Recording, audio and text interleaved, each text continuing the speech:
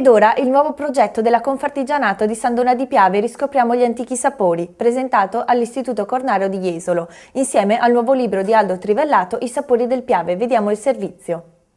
Riscopriamo gli antichi sapori è il progetto presentato sabato 25 maggio all'Istituto Alberghiero e Commerciale Elena Cornaro di Jesolo, fortemente voluto dalla Confartigianato di San Donà di Piave, cofinanziato da Venezia Opportunità. Ha aperto la presentazione il preside dell'istituto Ilario Ierace, che si è complimentato con Aldo Trivellato, che nel suo libro I sapori del Piave, facente parte del progetto Riscopriamo gli antichi sapori, ha saputo valorizzare le origini del territorio, soffermandosi su alcune pietanze storiche caratteristiche e sulla loro derivazione. E lo ha seguito il presidente di Confartigianato Ildebrando Lava, che ha illustrato l'importanza del progetto di riscoperta degli antichi sapori attraverso una filiera che va dal ristoratore all'agricoltore, dal macellaio al panificatore, e si propone di promuovere i prodotti, la storia, i piatti della tradizione locale del Basso Piave, grazie alla riscoperta di tradizionali ricette. Ed è proprio di questo che parla il nuovo libro di Aldo Trivellato, I sapori del Piave, presentato in loco per l'occasione. Docente di italiano e storia all'Istituto Cornaro, giornalista, studioso di filosofia, autore di numerosi saggi, poesie e racconti, Aldo Trivellato ha risposto ad alcune numerose domande. Il progetto Riscopriamo gli antichi sapori ha questo senso. Questo non è un libro di memorie, l'ho voluto agile, l'ho voluto colorato, l'ho voluto, spero, giovane, me lo direte voi poi se funziona, perché non è un libro di ricordi. Non ho aperto il cassetto delle nonne, ma sono andato a vedere quanto era possibile far rivivere, vivere. Ecco perché la frase di Mahler. Spesso sento parlare di tradizione da gente, persone che in buonissima fede, ma stanno tenendo un pugno di ceneri nelle mani e non se ne accorgono. Un morto che cammina, mentre invece la tradizione è il culto di un fuoco vivo. Allora ha senso. Allora ha senso quello che stiamo facendo da insegnanti, da scrittore, da operatori del settore, da artigiani, da commercianti, da albergatori, eccetera. Perché se tieni vivo un fuoco, allora quel fuoco riscalda e può anche farti guadagnare. Nulla contro il denaro, ci mancherebbe. Però, come spesso cerco di insegnare ai miei studenti, il denaro lo diceva già Aristotele, no? L'economia lo diceva Adam Smith, per i pochi che studiano. Ma comunque, che cosa mi diceva? Che lo scopo dell'economia è la felicità, non il denaro. E il denaro è un mezzo straordinario per raggiungere la felicità.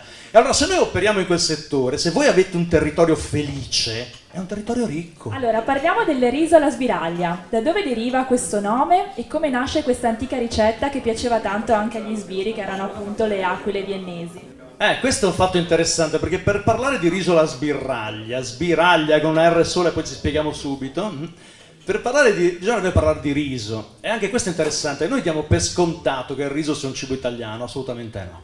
Il primo riso che arriva in Europa arriva in realtà dalla Spagna, ma non era Spagna, era El Andalus. Era una penisola colonizzata, no? da arabi, da musulmani, che portano il riso. Il riso era esotico, era stranissimo, era costosissimo.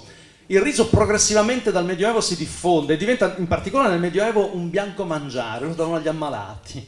E deriva addirittura dall'usanza dell'Andalusia, non a caso si chiama ancora così, quella regione spagnola, di utilizzare per esempio non il latte come lo usiamo noi, no? Il latte di animale lo aggiungiamo noi e trasformiamo il risotto in quel risotto bianco che caratterizzava i primi risotti. Poi i veneti diventano straordinari in questo, ingegnosi, no? Il Veneto è geniale per DNA, credo, e per fame all'epoca, al punto da accostare qualunque cosa avesse con il risotto, dai bruscandoli che gli inglesi li conoscono solo per fare la birra, il luppolo, e non hanno mai capito che sono commestibili. Noi poi accostiamo con che cosa? Con l'animale più povero. Chi ha fatto una mitica unità didattica, unità di apprendimento con me, sa che il pollo era cibo da poracci nell'impero di Roma, lo davano da mangiare ai soldati proprio come cibo di scarto, e quindi noi che eravamo poverelli invece col pollo ci facevamo parecchie cose. Che succede? Ci succede che noi cominciamo con un'usanza peraltro diffusa, non a caso fino in Lombardia. La vecchia Serenissima aveva possedimenti territoriali fino alla Lombardia. Lo ritroviamo anche in Piemonte in realtà.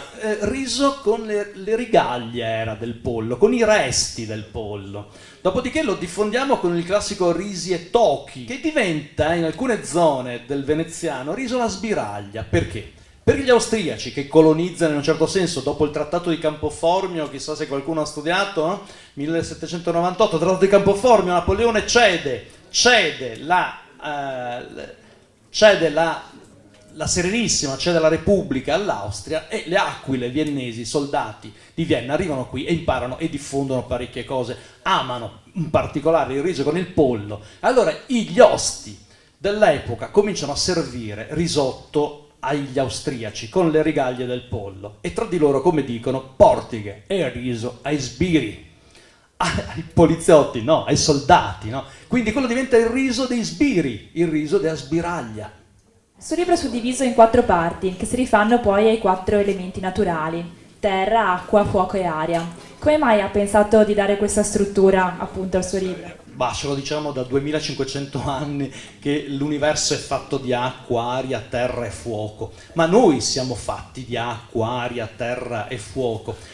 La metafora, allora, ho detto metafora, ma in italiano mi tocca, era utilissima per spiegare che cosa? Per andare a spiegare come la gastronomia muti, come la tradizione muti. Cioè non esiste più, ne ha accennato anche il preside, non esiste più l'acqua di un tempo. Cioè l'acqua con cui cuocio banalmente una pasta o l'esso della carne è un'acqua diversissima da quella che usavano i padri dei padri, le madri delle madri. Ecco. Perché? Perché è ovvio, era acqua di pozzo, per esempio.